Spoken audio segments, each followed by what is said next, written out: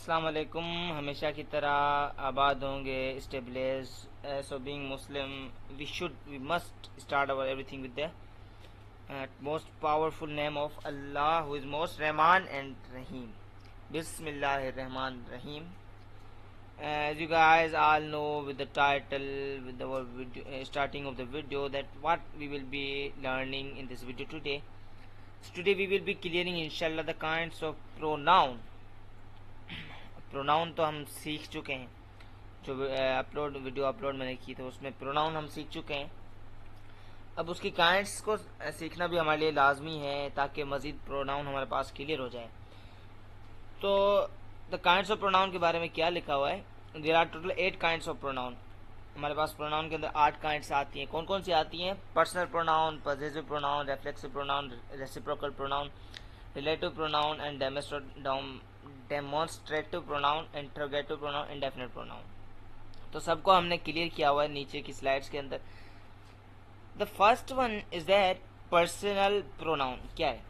The definition is that personal pronouns refers to speaker, spoken to and spoken about. Okay, spoken about it is divided into 2 parts. अब ये personal pronoun क्या होता है? जुमले में जो एज ए सब्जेक्ट इस्तेमाल हो रहा होता है या एज अ ऑब्जेक्ट, या जिसके बारे में बात की जा रही होती है, या तो वो एक्शन कर रहा होता है, या तो एक्शन रिसीव कर रहा होता है, या तो उसके बारे में सेंटेंस के अंदर बात की जा रही होती है, तो पर्सनल प्रोनाउन उसको कहते हैं। अब it is divided into 2 parts, 2 हिस्सों में तकसीम किया जा रहा है इसको। Subjective pronoun, objective pronoun. Subjective that always used in the place of subject in the sentence, and objective always receives action in the sentence. Likewise, the subjective pronoun, a pronoun which do any action as a subject in the sentence. वो pronoun जो action कर रहा होता है as a subject, subject की जगह पे action कर रहा होता है सेंटेंस के अंदर, वो हमारे पास सब्जेक्टिव प्रोनाउन है simply. Likewise he, she, it, we, I, you, they, ये सब हमारे पास सब्जेक्ट की जगह पे इस्तेमाल होते हैं एज अ सब्जेक्टिव प्रोनाउन।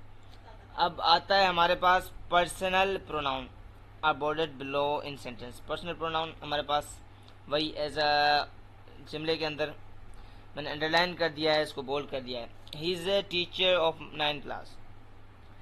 अब ये क्या है? एज अ सब्जेक्ट इस्तेमाल हुआ है, तो पर्सनल प्रोनाउन सब्जेक्टिव प्रोनाउन है। पर्सनल प्रोनाउन के अंदर उसकी first kind subjective pronoun.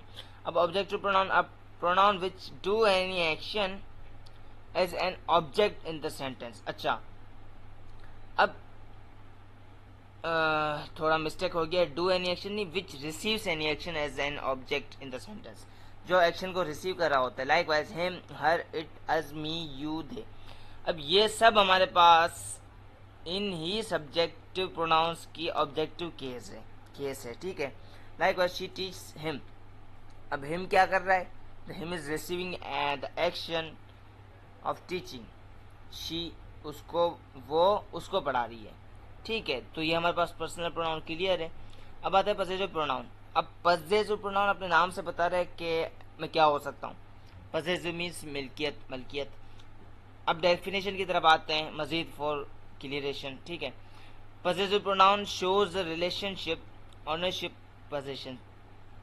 Relationship बताता है, ऑनरशिप मालकियत बताता है, पोजीशन मिल्कियत बताता है, ठीक है। अब ये है ओनरशिप मालकियत, पोजीशन मिल्कियत of a person, animal, thing with other person, animal, thing. किसी एक शख्स, जानवर या किसी भी चीज़ का दूसरे किसी शख्स, जानवर या चीज़ के साथ रिलेशनशिप बताता है या उसकी पोजीशन बताता है, पोसेसिव प्रोनाउन, ठीक है। Likewise yours, mine, his, hers, ours, theirs. ये हमारे पास केसेस ऑफ प्रोनाउंस के अंदर भी हम पढ़ चुके हैं।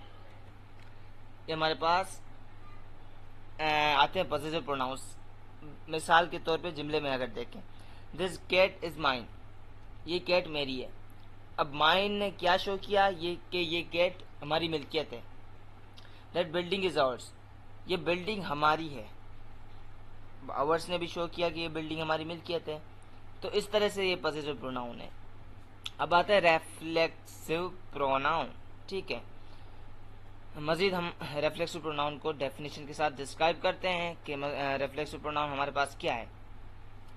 मज़ीद जैसे इनको मैंने क्लियर किया, सबको ऐसे क्लियर किया हुआ है, सो स्किप ना कीजिएगा ताकि